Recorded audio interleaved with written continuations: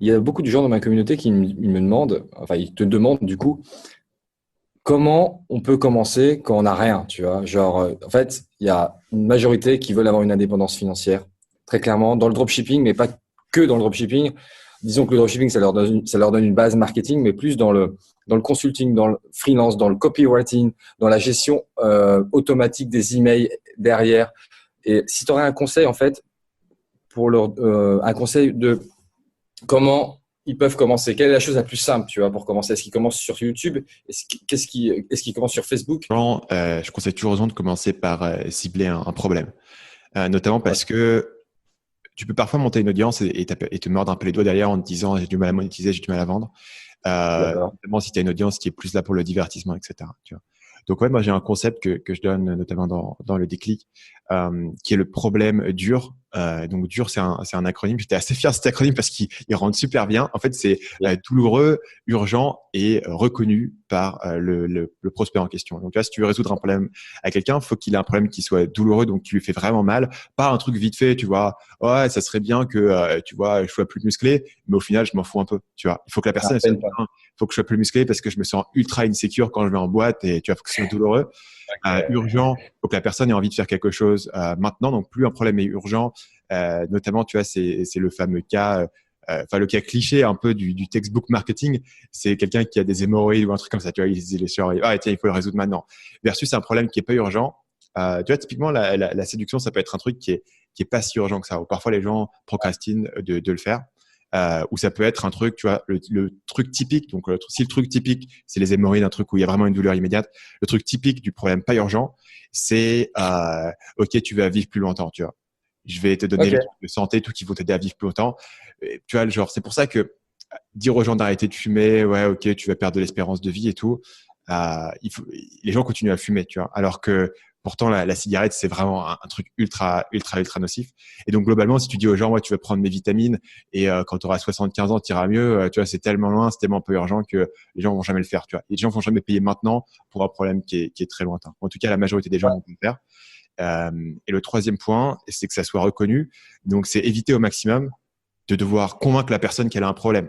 L'erreur typique que je vois ici, c'est ah tiens, je vais convaincre ma boulangerie de se mettre sur Instagram, tu vois, parce que ma boulangerie est pas sur Instagram et tout. Tu vas aller voir ton boulanger, le mec il en a rien à faire, tu vois, il sait même pas ce que c'est, il en a rien à foutre. Convaincre ce mec-là de se mettre sur Instagram, ça va être l'enfer, ça va être quasiment impossible. Et ensuite, même si tu arrives à le convaincre, il va pas te payer, tu vois, parce que lui il a pas reconnu ce problème-là. Inversement, par exemple, tu vois, tu pourrais dire euh, tout problème que les gens tapent sur Google, c'est un problème qui est reconnu. Comment je fais pour trouver une copine? Comment je fais pour gagner de l'argent sur Internet? C'est des problèmes qui sont reconnus. Tu vois. Donc, ces trois points-là, euh, un problème qui soit douloureux, qui soit urgent, qui soit reconnu, c'est vraiment le point de départ. Parce qu'après, une fois que tu as ça, tu peux le résoudre de plein de manières. Par exemple, je connais des gens qui font ma formation et qui commencent, par exemple, par lancer un blog Mhm. et de vendre des formations parce que c'est un peu, tu vois, la formation, c'est un peu ce que tu es censé faire. Et d'un coup, ils découvrent que, bah, tiens, ça serait peut-être approprié aussi de résoudre ce problème via l'e-commerce. Peut-être que je pourrais faire du coaching ou alors peut-être que je pourrais faire, je sais pas, un logiciel selon ton domaine. Mais une fois que tu as un problème, tu peux toujours trouver des moyens de le résoudre. Et le problème te guide pas mal sur l'idée de bah, qui a ce problème, quel type de personne a ce problème et où est-ce qu'ils sont. Donc ensuite, tu vas un peu trouver en arrière où est-ce que les gens sont. Et c'est un peu ça qui peut guider le choix de ta plateforme. Alors maintenant, aujourd'hui, la plupart des gens sont sur la plupart des plateformes, mais euh, mais pas à 100%. Tu vois, par exemple, si tu veux cibler un peu les grands-mères, il vaut mieux être sur Facebook que sur Instagram, tu vois, par exemple, parce que les grands-mères Ouais, sont sur complètement. Facebook. Mais voilà. Donc, et ça guidera le choix de ta plateforme. Après, moi, c'est ma croyance que si tu veux vraiment être bon, il vaut mieux se spécialiser. C'est pour ça qu'aujourd'hui, si tu vas voir Marketing Mania sur Instagram, j'y suis pas. Sur Facebook, c'est vraiment service minimum, dans le sens où on relaye juste les posts, mais il y a aucune stratégie. Donc, c'est vraiment les seuls points où je suis vraiment actif.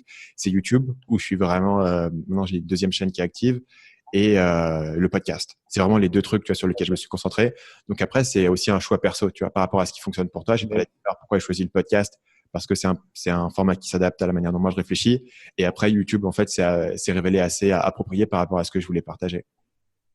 Ok. Bah, en plus, je veux dire, même pour ta productivité. Ta productivité, c'est mieux de commencer par un canal d'acquisition plutôt que de cibler, de t'éparpiller sur plusieurs canaux, je trouve. C'est compliqué de décoller sur une plateforme et c'est encore plus compliqué d'essayer de faire plusieurs choses à la fois. Par exemple, moi, je prétends pas avoir quelque avantage, que ce soit sur Instagram, par exemple. Par contre, j'ai commencé à bien comprendre ce qui fonctionne sur YouTube. Et j'ai commencé moi, ça fait des podcasts, j'en fais depuis probablement 2013, tu vois. Le Ouais. nombre de podcasts que j'ai derrière moi, c'est assez significatif. Enfin, j'ai fait plusieurs centaines d'épisodes, je pense, sur mes différents podcasts et puis sur les interviews. Et donc, je suis assez à l'aise de me dire, je sais comment mener une émission. Et pour pouvoir monter ce niveau de compétence, par exemple, ne serait-ce que sur Facebook en organique ou sur Instagram, tu vois, j'ai pas le temps de le faire. Et puis, ça me demande de repartir de zéro, etc. Et donc, il y a un sens à te focaliser sur un truc pour construire cet avantage compétitif. Salut, c'est Stan, j'espère que vous avez apprécié cet extrait du podcast Marketing Mania. Bien sûr, vous pouvez retrouver l'ensemble des épisodes du podcast, y compris les instructions sur comment vous abonner sur l'application Apple Podcast ou sur votre téléphone Android en vous rendant sur mon site à l'adresse marketingmania.fr/podcast. Je vous ai mis le lien dans la description de cette vidéo.